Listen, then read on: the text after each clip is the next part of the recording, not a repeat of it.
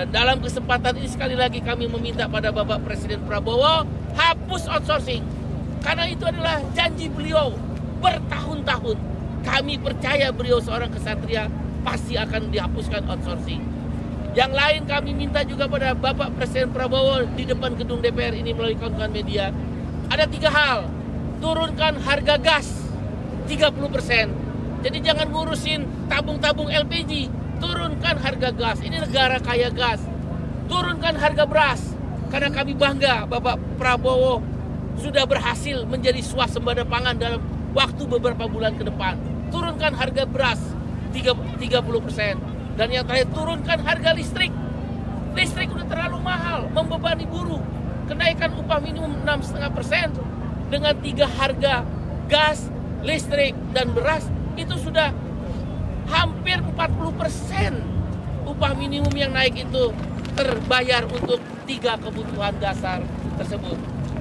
Oleh karena itu, setelah ini juga kami akan aksi di Kedubes, Malaysia, yaitu menuntut polisi yang menembak. Sekarang sudah 2 orang meninggal.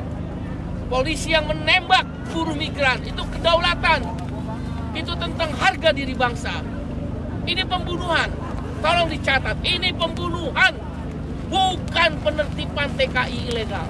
Saya ILO Governing Body 3 periode berkantor di Jeneva terakhir bulan Juni.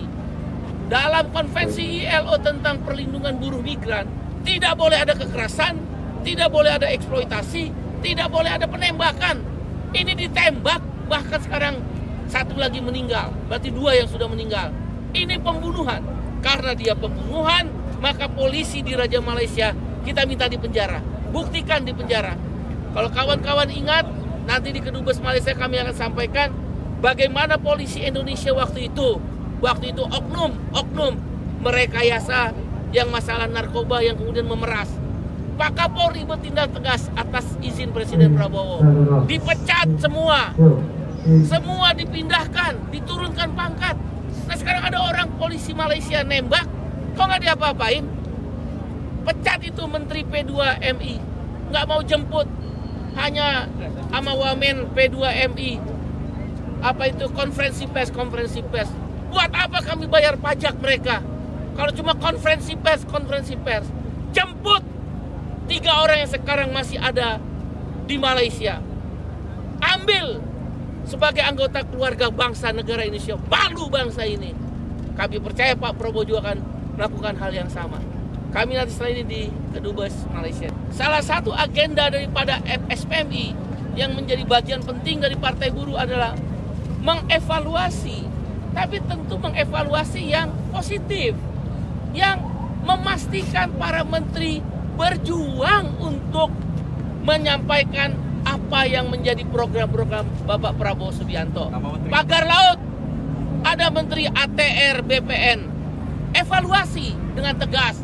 Ada terkait Menteri KKP, begitu TNI Angkatan Laut baru turun tangan. Menteri Tenaga Kerja yang selalu berpihak pada Apindo Kadin dalam penetapan upah minimum. Kalau menteri itu bekerja, nggak perlu Presiden menetapkan kenaikan upah minimum 6,5%. Diumumkan. Menteri yang terkait dengan keuangan, yang PPN 1% termasuk Menko Perekonomian, harus di titik-titik terakhir Presiden yang turun tangan. Menteri SDM ngurusin tabung LPG aja nggak becus. Ngapain dia ngurusin tabung LPG di warung-warung? Itu tambang-tambang ilegal, tambang-tambang yang dikorupsi. Itu urusin. Bagaimana meningkatkan eksplorasi daripada minyak, bagaimana meningkatkan eksplorasi batu bara, dan menteri-menteri yang terkait dengan kebijakan yang selama ini dikeluhkan oleh masyarakat. Betul sekali, itu adalah evaluasi untuk memberikan masukan. Tentu reshuffle atau tidak reshuffle adalah hak daripada Presiden, bukan hak daripada rakyat. Demikian.